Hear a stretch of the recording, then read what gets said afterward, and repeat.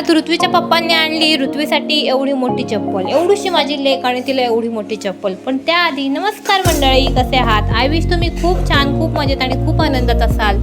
तर मी शर्मिला गायकवाड स्वागत करते तुमचं माझ्या यूट्यूब चॅनलमध्ये. आणि आत्ता आधी माझं डेली रुटीन शेअर करण्याआधी ना मला तुम्हाला एक गोष्ट महत्त्वाची सांगायची आहे की तुम्हाला माझे व्हिडिओ जर खरंच आवडत असेल ना तर व्हिडिओला लाईक, कमेंट आणि सबस्क्राईब नक्की करत जा.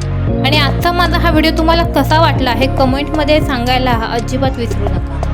दिवसभर घरामध्ये आम्ही दोघी स्माइलिकी असतो, त्यामुळे खेळून खेळून आम्हाला कंटाळा आला ना की आम्ही आमच्या माणसांकडे जातो. एक तर छायाताईंकडे जातो, नाहीतर मग आमच्या मोठ्या आईंकडे जातो.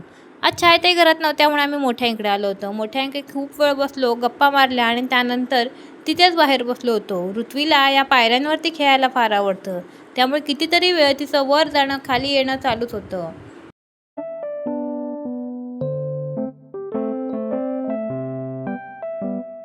थोड्या वेळानं ना शेवटी खेळून खेळून दमली आणि घरी चल अशी रडारड चालू केली. मग तिला घरी घेऊन आले आणि तिला गरमागरम मस्त पेज करून तिला आधी खायला घातलं, कारण तिला खूप भूक लागली होती.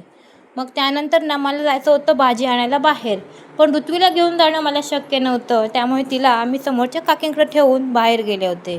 एकटी जरी बाहेर गेले असले ना तरी माझं मन मात्र माझ्या मुलीकडेच होतं. त्यामुळे मी पटापटा दुकानात गेले आणि मला काय पाहिजे ते सगळं घेतलं. आणि खरं तर ना माझं पीठ संपायला आलं आहे, त्यामुळे गहू घेण्यासाठी म्हणून मी मुद्दामून बाहेर आले होते. मग गहू घेतले आणि थोडंसं सामानसुद्धा घेतलं.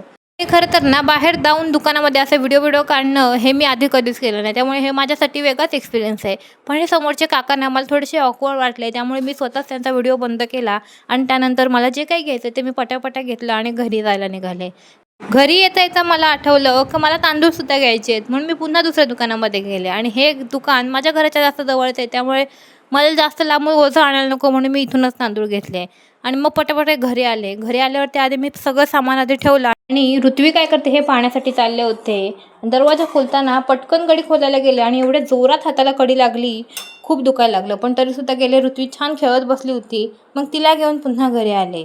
थोड्या वेळांना ऋत्वीचे पप्पा घरी आले. मग दोघी बापले की मस्त मार्केट फिरून ऋत्वीसाठी चप्पल घेऊन आले आणि ऋत्वीला 2-3 खेळणेसुद्धा घेऊन आले.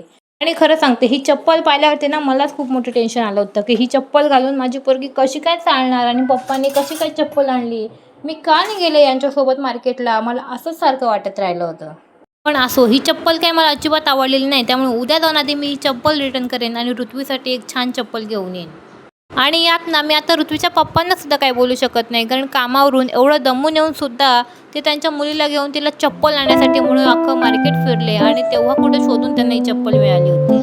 बाप बेटींची जोडी मार्केट फिरून येईपर्यंत मी माझं पूर्ण जेवण बनवून घेतलं आणि आल्यावरती मग आम्ही सगळ्यांनी छान एकत्र जेवण केलं. चला आजच्यासाठी एवढंच. भेटू पुन्हा उद्याच्या ब्लॉगमध्ये.